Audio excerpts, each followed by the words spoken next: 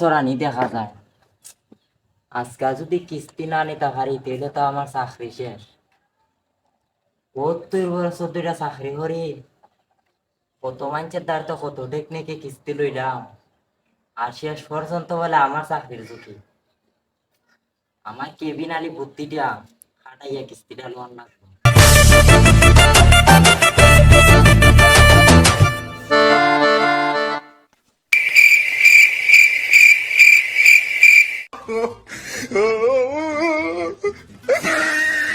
টুপিটা ভাইয়া লাই ভিক্ষুক সাজ্জা আসতে কিস্তি নিয়ে।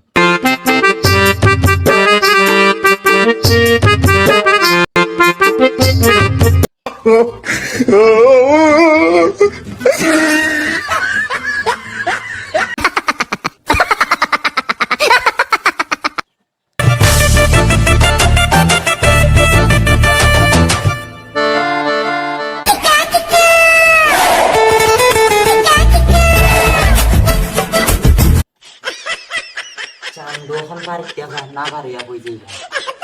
বাড়িতে কেউ আছেন গো? আল্লাহর হস্তে দিলে ভিক্ষা দিয়ে যান। কেউ আছেন গো বাড়িতে? আল্লাহর হস্তে দিলে ভিক্ষা দিয়ে যান। ভিক্ষকের জ্বালায় পারছি না, সকাল করে ঘরে আই হই ধান কুড়াই নাই রে বউ পিলারে বউ। ইয়া আল্লাহ, কিস্তির অফিসার দেখি ভাগি দো। এই মিয়া দাঁড়ান, আজকে কিস্তি না দিয়ে যাইবা কই? তাড়াতাড়ি বাইরে আন। স্যার, আমারে আর একটা মাসের সুযোগ দিন, সামনের মাসে সব কিস্তি একলগে পরিশোধ করিয়া দিলাইম। ও বাবাও আসতাম। তোরে আমি কেমনে সুযোগ দিতাম? তুই কিস্তি তুল 2 লাখ টাকা, তুই একটা কিস্তিও দিছত না। ওই গেছি গিয়া 5 মাস, 5 মাসের ভিতরে তুই একটা কিস্তিও দিছত না। তোরে আমি কেমনে সুযোগ দিতাম? এখন যদি তোরে কিস্তি না লইয়া যায় তাহলে আমার চাকরি শেষ। এখন স্যারেও ভর্তিয়া হইয়া দিছ, তোরে কিস্তি না দিলে তোরে তুইরা লইয়া দিতাম।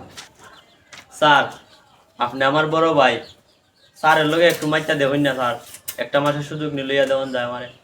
তোরে আর 1 মাসের সুযোগ দেওয়া যাইতো না, তোর লাগে আমার চাকরি সংকট। হ্যাঁ